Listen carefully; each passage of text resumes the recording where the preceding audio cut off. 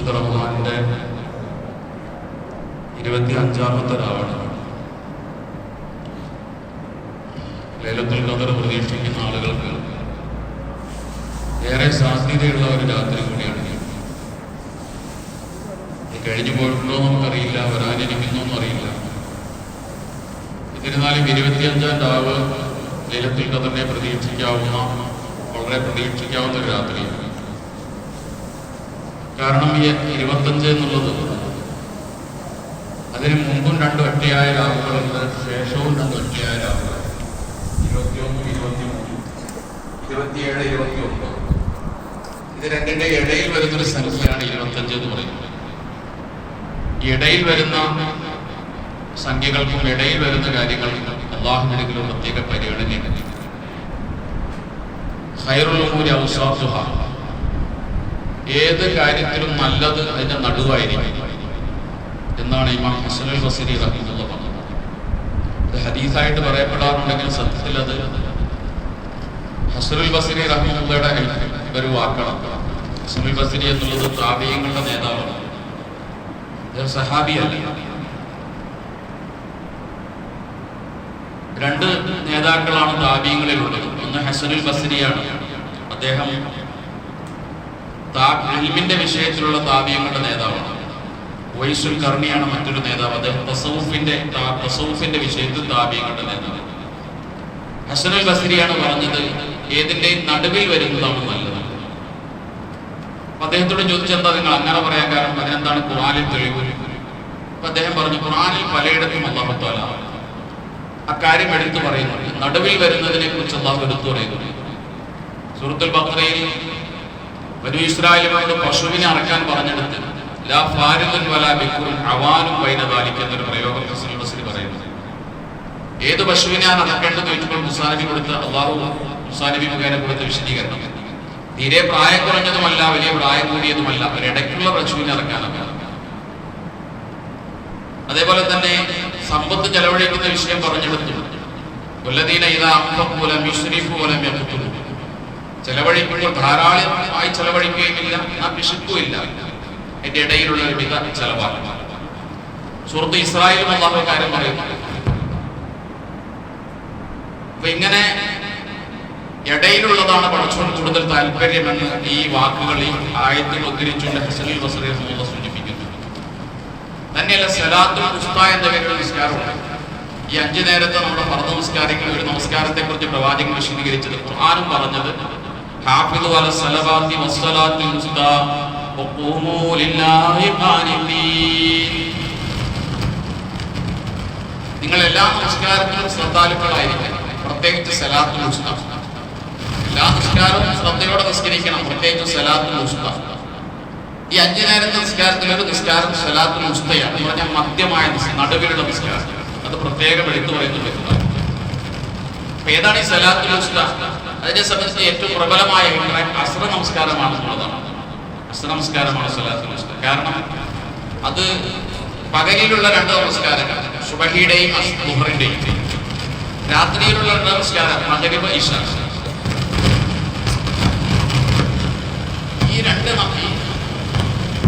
ഈ നമസ്കാരങ്ങൾക്ക് ഇടയിൽ വരുന്ന നിസ്കാരമാണ് അസ്ർ നിസ്കാരം.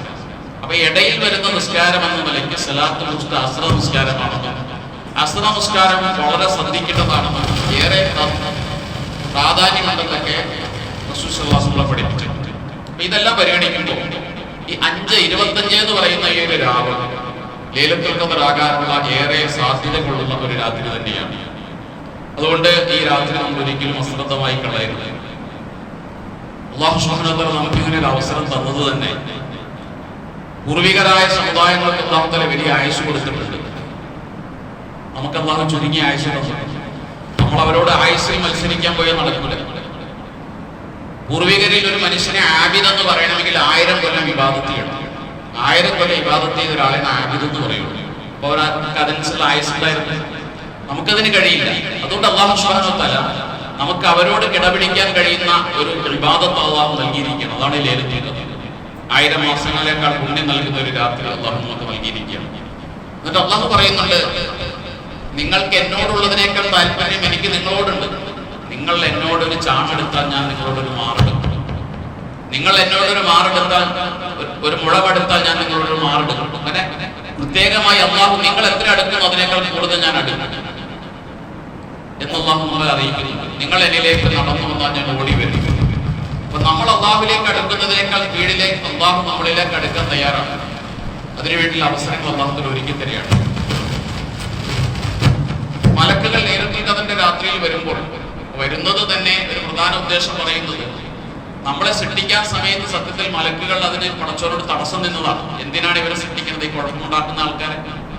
സൂറത്തുൽ ബഖറയിൽ പറയുന്നുണ്ട്. അപ്പൊ മലക്കുകളോട് അള്ളാഹു പറഞ്ഞത്, ഇന്നി അഅലമു മാ ലാ തഅലമൂൻ, നിങ്ങൾക്കറിയാത്ത ചില കാര്യങ്ങൾ എനിക്കറിയാം. നിങ്ങൾ വിചാരിച്ചല്ലേ മനുഷ്യന്മാരെല്ലാവരും പ്രശ്നക്കാരൊന്നുമല്ല. അപ്പൊ നമ്മുടെ മഹത്വവും നമ്മുടെ ആ നേട്ടവും ഒക്കെ അള്ളാഹു മലക്കുകളെ കാണിച്ചു കൊടുക്കാൻ വേണ്ടി അള്ളാഹു മലായികത്തിനെ ലൈലത്തുൽ ഖദറിൽ നമ്മളിലേക്ക് അയക്കുകയാണ്. അപ്പൊ മലക്കുകൾ വരുന്ന സമയത്ത് നമ്മൾ ഇബാദത്തിലാണെങ്കിൽ ആ മലക്കുകൾക്ക് അത് ബോധ്യപ്പെടും. ഇവർ ഞങ്ങൾ പറഞ്ഞ പോലെയല്ല, ഇവർ നല്ലവരാണ്, മോശക്കാരല്ല എന്ന് മലായികത്തിന് ബോധ്യപ്പെടും. അതുകൊണ്ട് തന്നെ നമ്മൾ ഈ രാത്രിയിൽ ചെയ്യേണ്ടത് കഴിയുന്ന എല്ലാ ഇബാദത്തും ലൈലത്തുൽ ഖദറിനെ പ്രതീക്ഷിക്കുന്ന ആളുകൾ കേവലം പള്ളിയിലിരിക്കുക മാത്രമല്ല, എല്ലാം ചെയ്യണം. അബൂബക്കർ സിദ്ദീഖ് റളിയല്ലാഹു അൻഹു ഒരു ദിവസം നേരം വെളുത്ത് സുബ്ഹി നമസ്കാരം കഴിഞ്ഞ് മദീന പള്ളിയിൽ റസൂൽ സ്വല്ലല്ലാഹു അലൈഹി വസല്ലം സഹാബത്തിനോട് ചോദ്യം ചോദിക്കുന്നു, ഇന്ന് നിങ്ങളിൽ ആരാണ് ഒരു രോഗിയെ സന്ദർശിച്ചത്? അപ്പൊ അബൂബക്കർ സിദ്ദീഖ് റളിയല്ലാഹു അൻഹു പറഞ്ഞു, അനയാ റസൂലുള്ളാഹ്, ഞാൻ സന്ദർശിച്ചിട്ടുണ്ട്. എങ്ങനെയാണ് സുബഹിക്ക് വരുന്ന ഒരു മനുഷ്യനെ രോഗിയെ സന്ദർശിക്കുക? അദ്ദേഹം പറഞ്ഞു, ഞാൻ അബ്ദുറഹ്മാൻ ബിൻ ഔഫ് റളിയല്ലാഹു അൻഹു രോഗിയാണെന്ന് പറഞ്ഞു. ഞാൻ സുബഹിക്ക് വന്നപ്പോൾ അദ്ദേഹത്തിന് വീട്ടിൽ കയറിയിട്ടാണ് പോകുന്നത്. എന്റെ രോഗ സന്ദർശനം കഴിഞ്ഞിട്ടുണ്ട്. അപ്പോൾ പ്രവാചകൻ ചോദിച്ചു, നിങ്ങളിൽ ആരാണ് ഒരു സാധുവിന് ഭക്ഷണം കൊടുത്തിട്ടുള്ളത്? സഹാബാക്കൾ പറഞ്ഞു, ഞങ്ങൾ പോലും കഴിച്ചിട്ടില്ല, പിന്നെ ഒരാൾക്ക് കൊടുക്കുന്ന ഇങ്ങനെ സുബഹിക്ക് വരുമ്പോൾ. അപ്പോൾ അബൂബക്കർ റളിയല്ലാഹു അൻഹു പറഞ്ഞു, ഞാൻ കൊടുത്തിട്ടുണ്ട്. ഞാൻ പള്ളിയിലേക്ക് സുബഹിക്ക് വരുമ്പോൾ പള്ളിവാതിൽക്കൽ ഒരു സാധുവിനെ കണ്ടു. ആ നിൽപ്പ് കണ്ടപ്പോൾ എനിക്ക് മനസ്സിലായത് എന്തൊരു വിശക്കുന്നുണ്ട്, രാത്രി ഭക്ഷണം കഴിച്ചിട്ടുണ്ടാവില്ല. ഞാൻ അബ്ദുറഹ്മാൻ ബിൻ ഔഫിന്റെ വീട്ടിലേക്ക് ചോദിച്ചു, എന്തെങ്കിലും ഉണ്ടോ? ഒരു സാധു പള്ളിവാതിൽക്കൽ നിൽക്കുന്നുണ്ട്. അബ്ദുറഹ്മാൻ ബിൻ ഔഫ് എനിക്ക് ഒരു റൊട്ടി കഷ്ണം തന്നു. ഞാനത് ആ മനുഷ്യന് കൊടുത്തിട്ടാണ് സുബഹിക്ക് പള്ളിയിലേക്ക് കയറിയത്. വീട്ടിൽ ചോദിച്ചു, നിങ്ങളിൽ ആർക്കെങ്കിലും ഒന്ന് നോമ്പുണ്ട്? അപ്പോൾ അബൂബക്കർ റളിയല്ലാഹു പറയുന്നുണ്ട്, എനിക്കിന്ന് നോമ്പാണ്. അപ്പോൾ റസൂലുള്ളാഹി പറഞ്ഞു, ഈ കാര്യങ്ങളെല്ലാം നിങ്ങൾ ഒരാളിൽ ഒരുമിച്ച് കൂടിയാൽ അല്ലാഹു സ്വർഗത്തിന്റെ എല്ലാ കവാടങ്ങളിലൂടെയും അദ്ദേഹത്തെ വിളിക്കാതിരിക്കില്ല. അബൂബക്കർ സിദ്ദീഖ് റളിയല്ലാഹു കേൾക്കുമ്പോൾ പൊട്ടി കരഞ്ഞു പോകുന്നുണ്ട്. ആ ഒരു സന്തോഷത്തിന്റെ കരച്ചിലാണ്. അതുകൊണ്ട് ഏതെങ്കിലും ഒരു നന്മയിലൂടെ മാത്രമല്ല, എല്ലാ നന്മകളുടെയും സമ്മിശ്രമായ ഒരു രൂപത്തിലൂടെയാണ് നമ്മൾ പടച്ചവനിലേക്ക് അടുക്കാനും ഇത്തരം സന്ദർഭങ്ങളെ ഉപയോഗപ്പെടുത്താനും വേണ്ടി ശ്രമിക്കേണ്ടത്. ഏതൊരു നന്മയാണ് കേൾക്കാവുക, ഏതാണോ അല്ലാഹു കബൂലാക്കുക നമുക്കറിയില്ല. അതുകൊണ്ട് കഴിവിന്റെ പരമാവധി നമസ്കാരങ്ങൾ, ഇബാദത്തുകൾ, ദിക്റുകൾ, തസ്ബീഹുകൾ, പ്രാർത്ഥനകൾ, സദഖകൾ, സക്കാത്തുകൾ എല്ലാം നമ്മുടെ ലൈലത്തുൽ ഖദറിന്റെ രാത്രിയുടെ ഭാഗമായി തീരണം. അല്ലാഹു കബൂൽ ചെയ്യുമാറാകട്ടെ. അല്ലാഹു ലൈലത്തുൽ ഖദർ കൊണ്ട് ഭാഗ്യം സിദ്ധിക്കുന്ന മഹാഭാഗ്യവാന്മാരിൽ അല്ലാഹു നമ്മെ ഉൾപ്പെടുത്തി അനുഗ്രഹിക്കുമാറാകട്ടെ. നമ്മുടെ പാപങ്ങളെല്ലാം പടച്ചതമ്പുരാൻ പുറത്ത് മാപ്പാക്കി തരുമാറാകട്ടെ. നമ്മളെ അല്ലാഹു നരകത്തിൽ നിന്ന് മോചിപ്പിക്കുകയും സ്വർഗം നൽകി അല്ലാഹു അനുഗ്രഹിക്കുകയും ചെയ്യുമാറാകട്ടെ. നമ്മുടെ രോഗങ്ങളും പ്രയാസങ്ങളും പ്രതിസന്ധികളും അല്ലാഹു മാറ്റി സുഖവും സൗഖ്യവും ഇരുലോകത്തും അല്ലാഹു പ്രദാനിക്കുമാറാകട്ടെ. ലോകത്തെ യുദ്ധക്കെടുതിയുടെ പേരിൽ പ്രയാസം അനുഭവിക്കുന്ന മനുഷ്യർക്ക് അല്ലാഹു ആശ്വാസം നൽകുമാറാകട്ടെ. നന്മയുടെയും സമാധാനത്തിന്റെയും ശത്രുക്കൾ ആളുകൾക്ക് അല്ലാഹു തആല പരാജയം കൊടുത്ത് അനുഗ്രഹിക്കുമാറാകട്ടെ. അൽഹംദുലില്ലാഹി റബ്ബിൽ ആലമീൻ.